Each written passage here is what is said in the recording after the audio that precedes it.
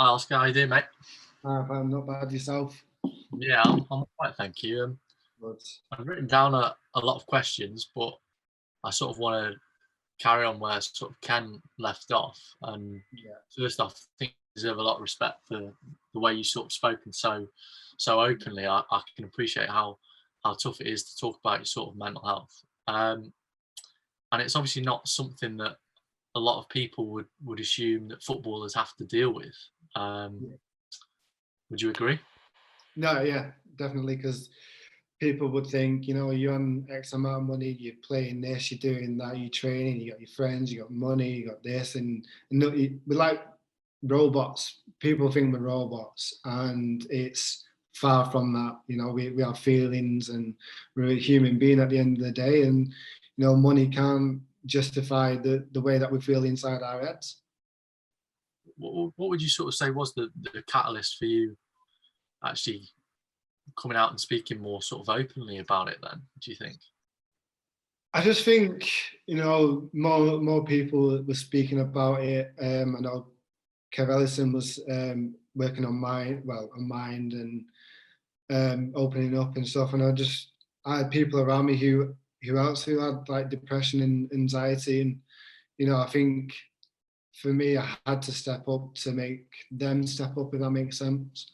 So it was quite, obviously it was quite daunting at the time, and the one time I just opened up, I just finally cracked, and it was just like I said in the interview, it was just a big weight off my shoulders, and I just felt lighter, and I just felt better in myself, and knowing that someone else can understand what I was going through. And do you think that there'll be other sort of obviously you'll have a better idea than me, but do you think there will be other people that will have in the game that will have had sort of similar experiences to you and might not have had that sort of bravery to come out and speak about it? It's hard to tell because you could be the most smiley, happiest person. Even if you ask them how are you, okay, the fact to say you're fine, you just can't tell.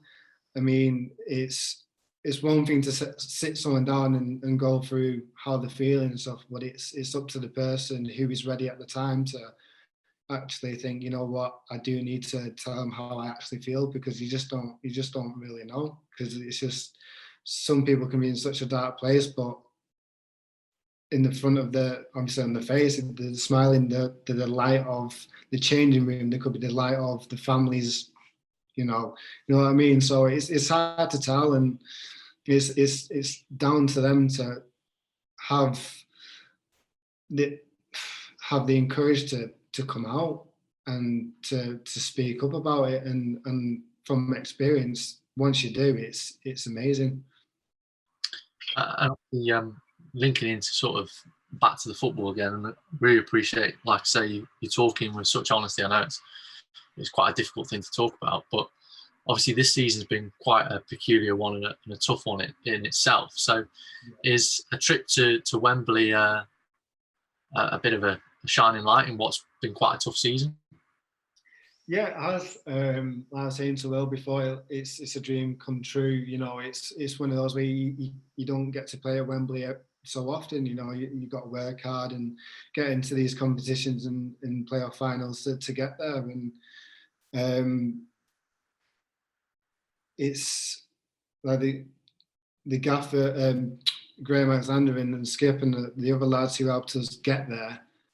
It's a shame on them, because they worked so hard getting us there and sorting out the team and playing well and scoring goals, getting us through to obviously Wembley. And obviously we can't help that with that and the pandemic at the same time. It's a shame for them.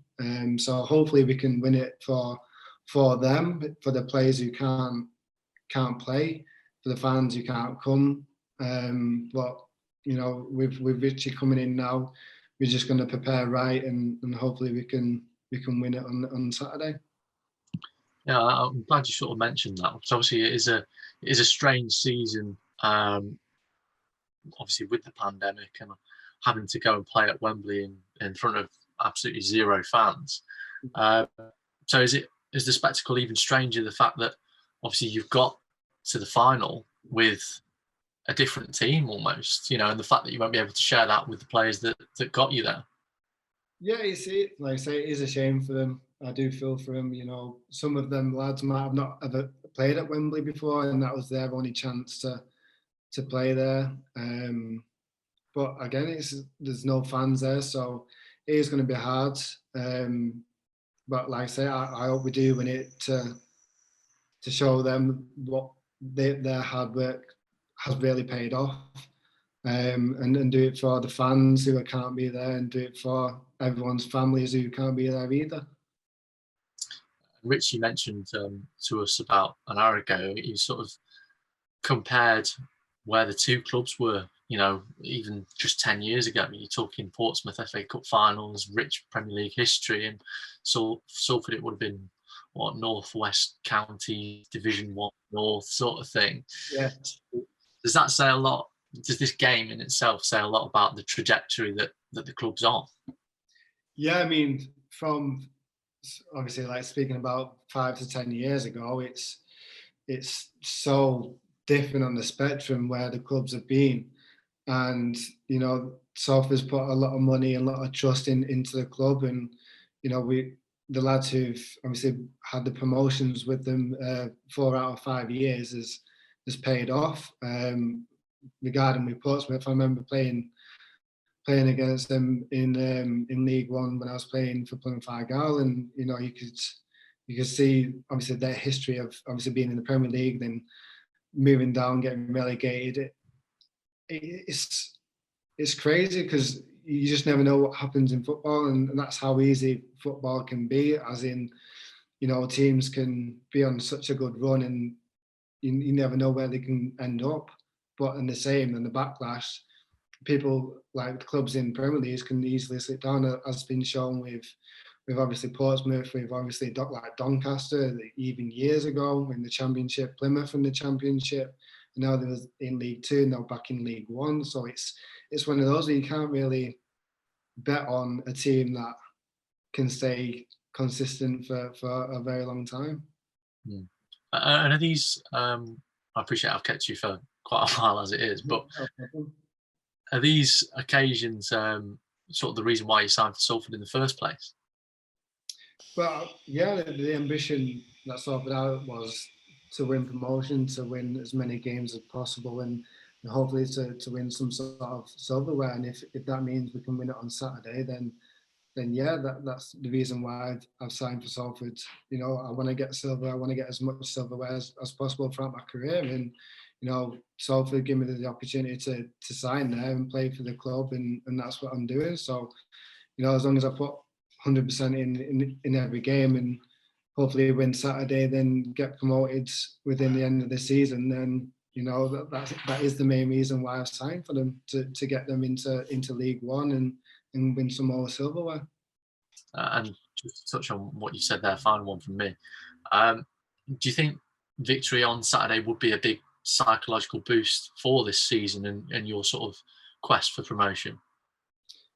Yeah, I would say so. I mean, we've got our confidence there already. I mean, yeah, it would boost it, but it wouldn't mean that, just because we won the silverware and won on Saturday, it doesn't mean that, the confidence has been so low and then now it's going to be so high.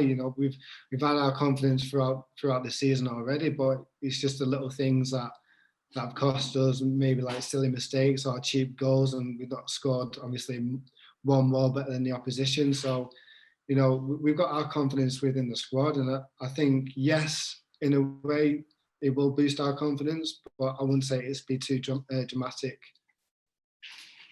Thank you ever so much for your time, Oscar. Really appreciate it. And I'll tell you doing so well. Cheers. Thank you very much. See you later. Good night, mate. Cheers to Oscar. It's all good. Happy? Yeah.